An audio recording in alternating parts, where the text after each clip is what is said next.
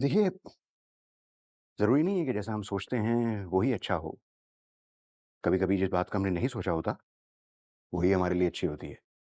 शुक्र करना सीखिए, आपकी अपनी ज़िंदगी आसान हो जाएगी।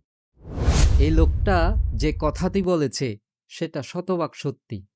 আপনার হয়তো খুব সুন্দর একটা স্বপ্ন আছে এবং সেই স্বপ্নকে বাস্তবায়ন করার জন্য খুব সুন্দর করে পরিকল্পনা করলেন এবং ধাপে ধাপে সেই অনুযায়ী কাজ করতে লাগলেন।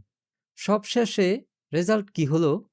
আপনি সাকসেসফুল না হয়ে ফেইলার হলেন। এতে আপনি হতাশাগ্রস্ত হয়ে গিয়েছেন।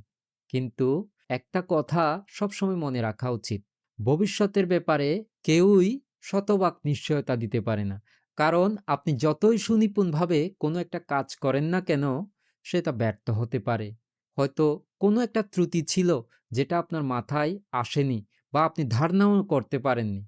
তবে এই ব্যর্থতা থেকে আপনি যে শিক্ষা পেলেন সেটা হয়তো আপনার ভবিষ্যতে সবচেয়ে বড় সাফল্যটা এনে দেবে। কারণ যে শিক্ষা আপনি পেয়েছেন সেটার শক্তি এত বেশি যে কোনো ব্যর্থতা তাকে ছুঁতে পারবে না, এমনও হতে পারে।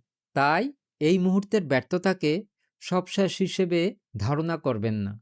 ভবিষ্যতে অনেক কিছু হতে পারে। আপনি হতাশ না হয়ে এগিয়ে যান।